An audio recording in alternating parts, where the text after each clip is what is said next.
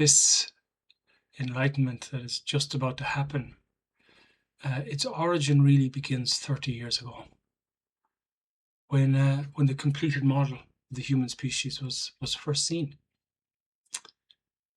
And basically for 30 years, nobody else became aware of it. For whatever reason, it just wasn't time for it. But something interesting is happening over the past few weeks. A few people are hearing this and saying, it doesn't sound crazy, it sounds reasonable. Actually, it kind of makes sense. It's interesting that they're beginning to accept that, the model that we have, that everybody has in their mind is not wrong, but it's very incomplete. And that incompleteness really limits us, our consciousness. But they're open to it. And they're also open to all the things that come from that, because for the most part, all of the enlightenment comes from the completed model. There's a few things that are separate, that are their own thing, but most of it is just corollaries of the completed model when you follow it on. Like the end of tyranny, it's just the end stage. Tyranny is just the end stage of organizational disease, and we know the anti-tyrannical measures that prevent it. The end of systemic organizational disease, not the end stage of it, but a systemic presence of it. And people are open to thinking, organizational disease exists just like physiological disease in our species, and we should have a response. And the response is quite clear. It's organizational hygiene and all that it is. And they're open to that too. And they're open to possibly looking at all of the things that we have to resolve, take responsibility for now that we understand the completed model, and we understand that our species is operating in a very different way now than it was, prior to the Neolithic Revolution, or the start of the invention of agriculture, or the start of civilization, however you want to refer to it. And prior to that, we were a natural system, and everything went in accordance with that. And I don't need to get into the details of that now, but subsequent to that, it's up to us to regulate ourselves, because we're outside of that now. Physiological disease, organizational disease, sex and sexuality, diet, exercise, territory, population, just to mention a few of the things that are inherently food resources that are inherently managed in natural systems. And now we must take responsibility for it. So now we say, okay, and now we can look at each one of those and think, what's a good way to organize this so that it works out okay for people? And good news is there's a lot of really good stuff in place.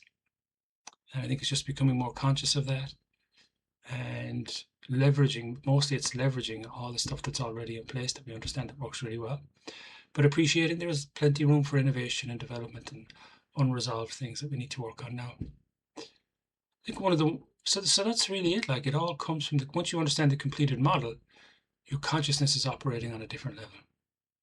And consciousness, what we believe, how we feel about things, has a huge impact on how our lives develop, how our communities develop, how societies, how culture, indeed how the world develops. So consciousness has a huge impact on the form, or the structure, fabric, if you want, of human systems on all those levels. And so does technology, which is rapidly progressing too. And I think one of the reasons people are open to this new consciousness is because the technology is pushing us into desperation. We know that the old understandings are just no longer adequate.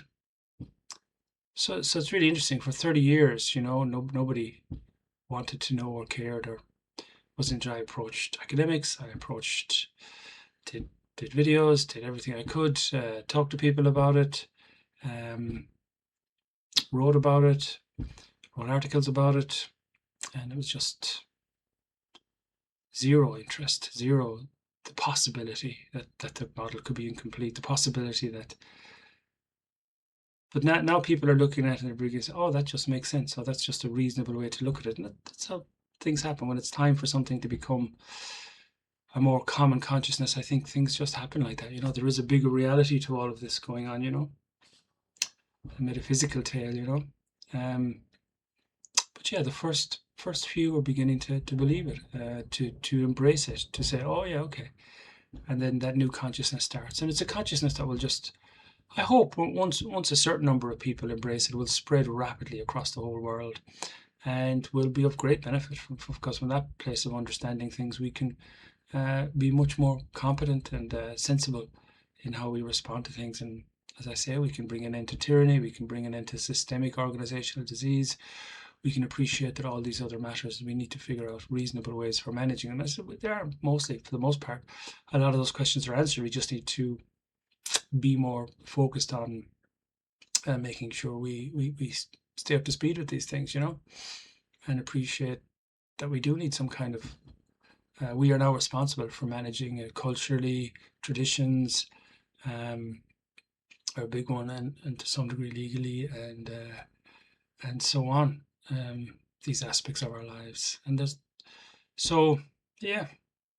I think one interesting one though that kind of falls a little bit outside it is the end of mental illness, which is a great part of the Enlightenment, and I mean, obviously, the way mental illness occurs is a direct result of the Neolithic Revolution, and wouldn't be permitted to occur this way in natural systems, obviously.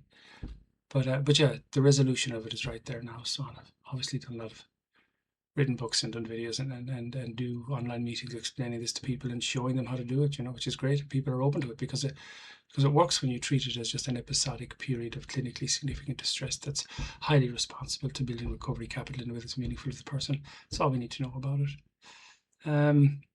Which might sound a bit, but it's really very simple stuff, really, once you take a few minutes to talk about it. But yeah, that's another wonderful thing. So this is the Great Awakening, the Great Enlightenment of our century, which hasn't happened yet. We're a quarter of a way through, and we're quite asleep. But it's all there now, though. It's all developed. It's all written up. It's all ready for people to embrace and explore and leap forward. And hopefully over the next decade or two, that will happen.